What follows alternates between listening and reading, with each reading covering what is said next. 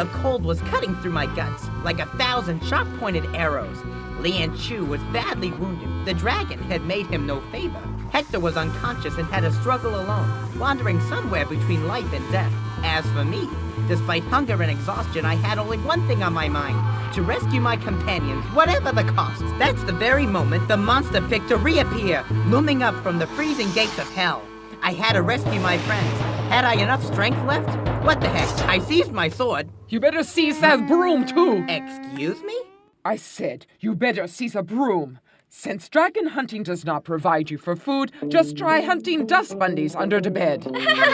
Here's your weapons, and here's your shield. But Jeanneline, it's not exactly the right time for this, see? Please excuse her, ladies. Precisely. Well, I think it is the perfect time. Come on, move it. Well, we'll just leave you all to your domestic issues. And thanks again for the wonderful tale of your adventures, noble bunny hunter.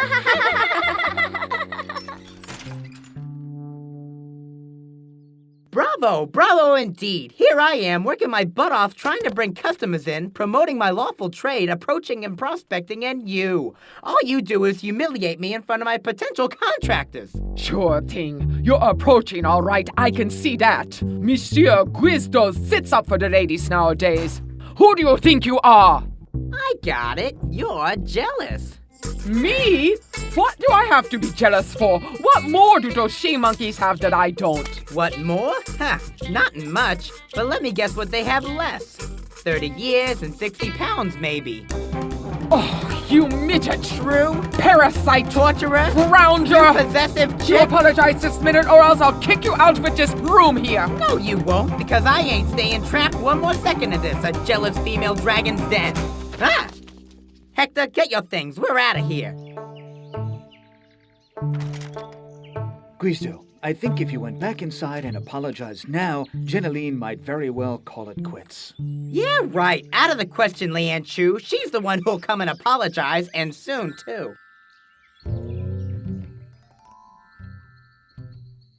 You'll see, Lian Chu. Jeanneline is gonna come and beg me to come back before dark. She just can't live without me. She'll even fix us a nice dinner. I know it. Is it cold out here or what? He who is not bold no more feels the cold.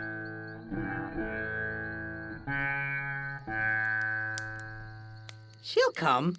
I know women. She must be busy around her stove, that's all. She wouldn't want me to get upset over an overdone roast, obviously. Huh?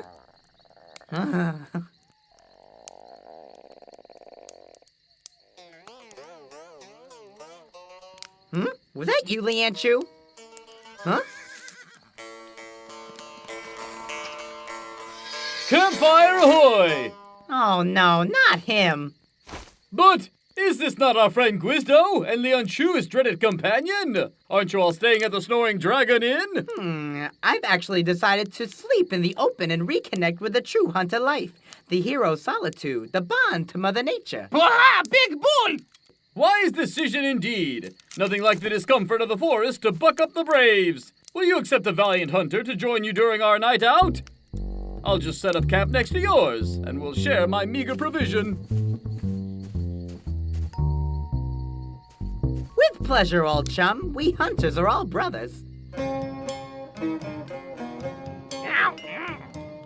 Forgive the frugality of this humble supper. I took along provisions, but for a few days. It's okay, once you get used to it. No, more opulence would better suit a farewell meal. Farewell meal? Well, yeah. A rich king has offered me his daughter's hand. My mother talked me into it, for it is great time I should think about my descendants. To my deep regret, my thrilling life as a knight-errant is at an end. Ah, this is great news for our trade. I mean, it's great news, except my condolences, or, well, congratulations. Thank you. Actually, since contracts have no secrets for you, would you take a look at this one here? I'm afraid there could be a couple of flaws. Let's see. Granion de Bismuth, the king, his daughter Alienor, blah, blah, lands. No, everything's perfect. Wait, you haven't even met them? Indeed. Everything was settled by carrier pigeons. More convenient given the distance. Well, I have a long journey ahead. It's time I should hit my humble sack. A good night, my friends.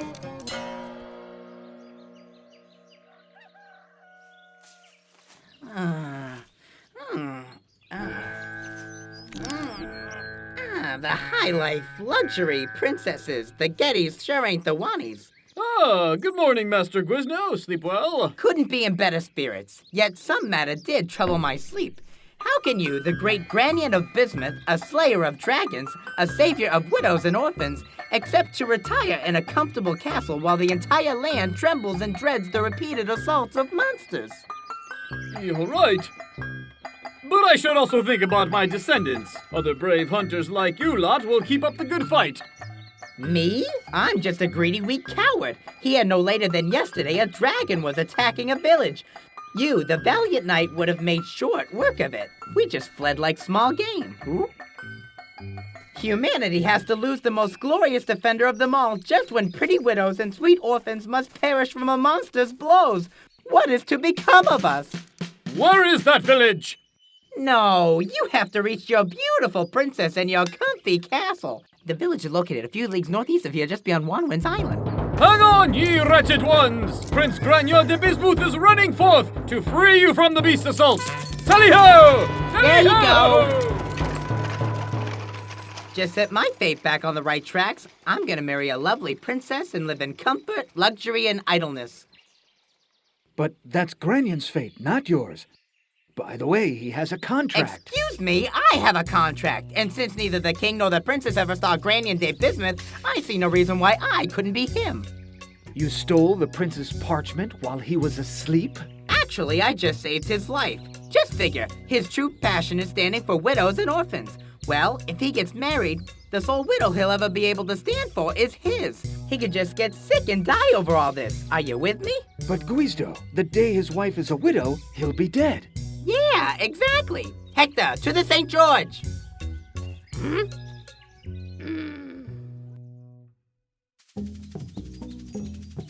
From now on, I'll be Granion de Bismuth. Leanne Chu, you're my valet. It's only a matter of making it all look more real, you know? Because as soon as I'm married, I'll name you my great official royal hunter. With monthly wage, paid holidays, pension plan, and all. And Hector, you'll be my pet dog. Not just any old dog, mind you, a pedigree dog.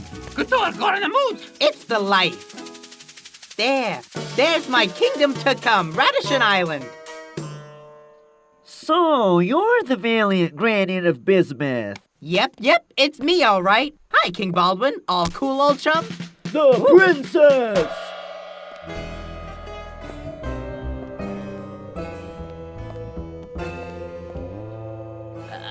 Please allow me to introduce my daughter, Alienor. You're intended as stated in our contract.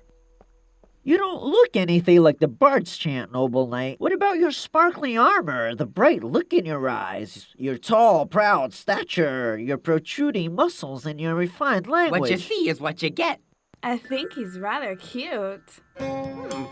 Exhaustion and hunger and cold were tearing me apart, but I paid no attention. My only obsession was to rescue my companions, whatever the cost. That's the very moment the monster picked to reappear, looming up from the freezing gates of hell.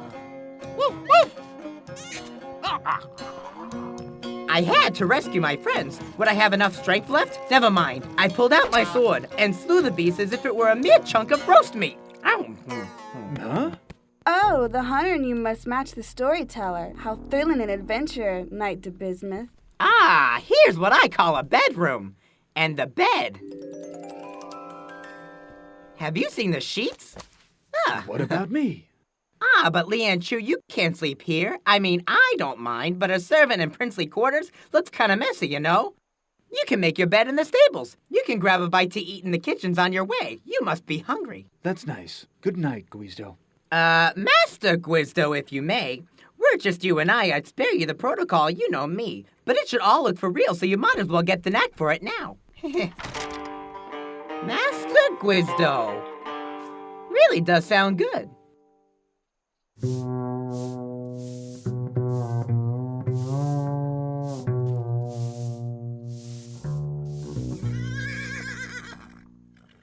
You too would rather be running free, out in the wild, instead of being locked up.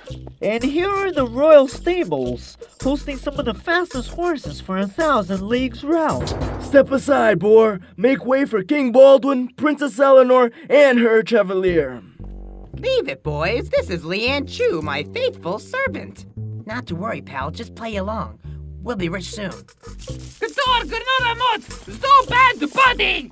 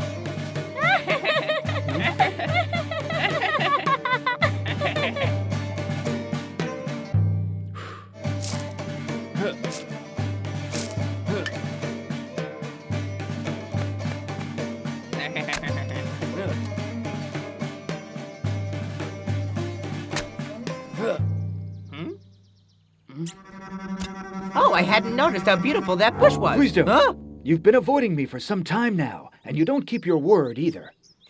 Well, my good man, what kind of word would a man of my rank have to keep with a rogue servant? Step aside, lackey. Excuse him, my dear. The populace can be so rude indeed. So big-headed! Agra not cool!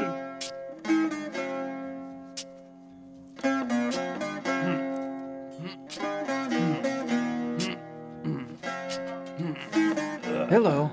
Looks like all those poor old blokes resting here were knights. Oh yeah, these were all Princess Eleanor's intended. Well, their remains, that is. Given each time a knight confronted the dragon, I never had much remaining of them to bury. That dragon's no joke either, mind you. They call him the Blaster, and he can blast all right. What do you mean by all of Princess Eleanor's intended? Master Granion, isn't the first one? Heck no, not the last one either, I'd say. If you want to marry the daughter, father demands you slay the beast first. It's the one condition. Given how tough that Blaster is, I don't see how that chick is anywhere near getting married. She better make the best of her gallant while he's still alive. Good thing about Master Granion, though, he's not too tall, not too fat. Less work for me.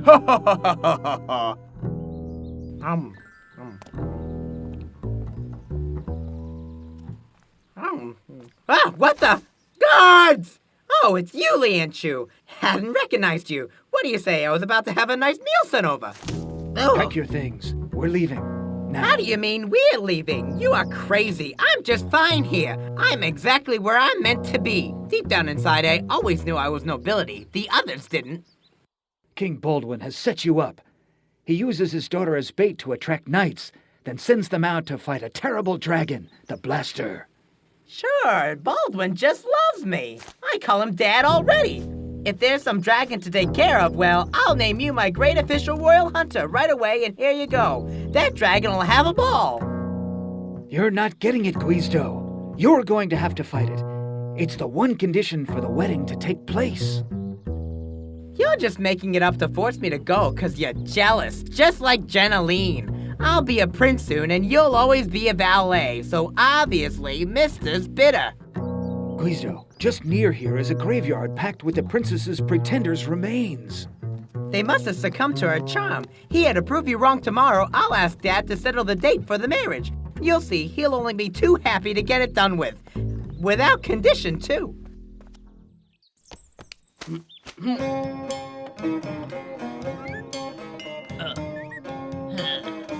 Hey, Majesty, say one little thing. Given the princess is crazy about me, I thought we could start thinking wedding. What do you say, Dad? With pleasure, Master Granion. Only one little formality left and we'll get on with the planning. Formality, like picking up the wedding gown and the banquet menu? Oh, no, not that complicated.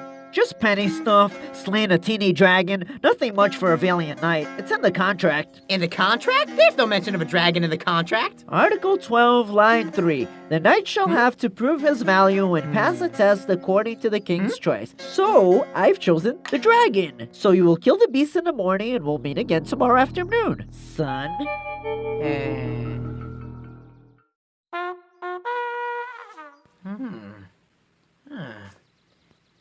I had a nightmare, something about a dragon. Sorry, Master Granion, but it's the only one your size. It belonged to the king when he was a child.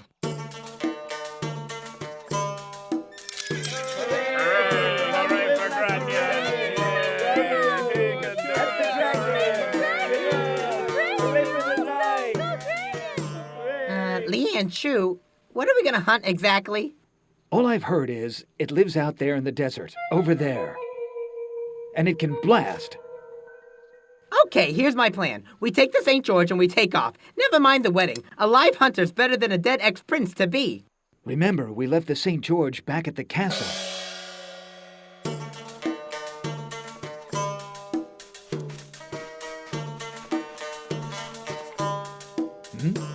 This is the Blaster's dominion. Let's call it out. Call it out? You're nuts!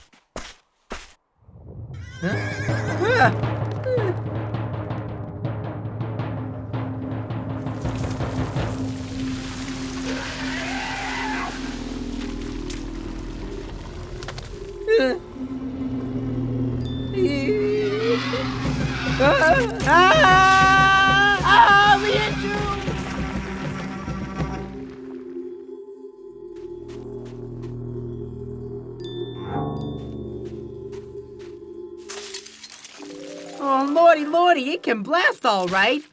That's the meaning of it all. The first blast cleans the armor, the second one pulverizes it, and the third reconfigures skin and bone into a new and interesting way. Horrible. Take me home. No, we must fight it. Now we know its weak point. Really? And what could it be? It's allergic to peanut butter? It's ill-sighted. It's only the glint on your armor that helped him spot you. It's sensitive to luminous flashes. What? And you stay here? Now that I'm as glittery as Granion? Here you go. Oh, lordy lord, why on earth did I think of trading places with him? He should be getting his sad self blasted right now, not me. So what? Just take off the armor. When the blaster sees it, I'll attack it, and that's when we can make our move. What about my privacy? Anyone concerned about my privacy? Oh! Ah! Ah!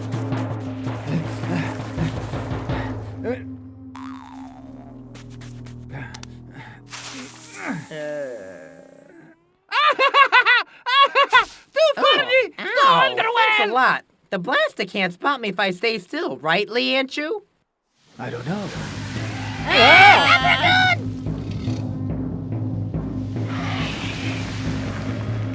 The blaster's blind as a mole. But, hey, how are you gonna fight it and not move, Lian Chu? Gwizdo, you and I climb up there and hide behind that rock. Hide behind the rock? Great plan! In the meantime, Hector, you stay down here to draw the blaster's attention, and then you run like crazy to draw him to the sandhill. Say, Mole! Couture do it all! Bad idea! Aguabon scary!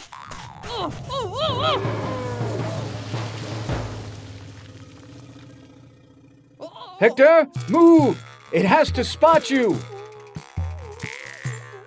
My oh my, after everything I've done for him, the selfish little creature won't even grant me a small sacrifice for a wedding present. I can't believe him! You're not gonna pay him off on top of it all, are you?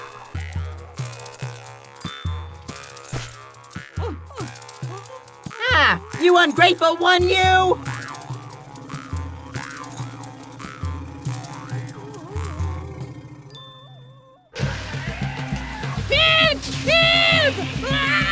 Gwizdo, help me push the rock. What? But where are we going to hide?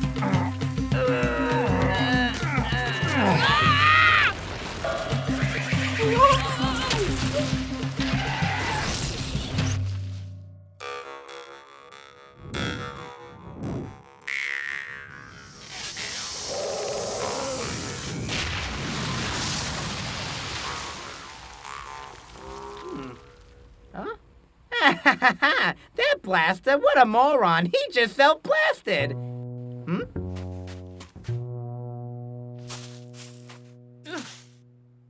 Couture top level! Yes, Hector, you were very brave. Okay, guys, but I have a wedding to arrange, and that means work. Guest list, invites, you name it. I have a kingdom to run, you know. But Hector, please find that coin you lost in the sand. Being rich doesn't mean throwing money down the drain.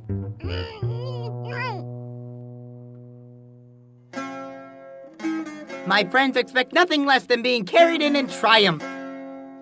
I looked in vain for that village Gwizdo the hunter had mentioned. It must have been utterly destroyed already, unfortunately. Huh? It struck me as being a sign, a reminder of where I was truly meant to be. And I galloped my way back to you, King Baldwin, and you, my fair Princess Alienor. Ah, here you are, you vile usurper. But Dad, Your Majesty, I blasted the blaster. Well, you'd be better off had he blasted you. Lies, theft of royal documents, usurpation of identity on a prince, that's serious. You're doomed to the hole for life. Daddy. But since my daughter is asking, and you did get rid of the dragon, I'll let you go, but only if you leave now. Just a minute. He's the one to marry my daughter. Blaster or no blaster, he'll make a far better son-in-law. What? This is simply out of the question. I don't want that bismuth of yours. Too tall, too pretty, too much a poser. No, I want the little ugly guy. He's so sweet, funny, and full of life.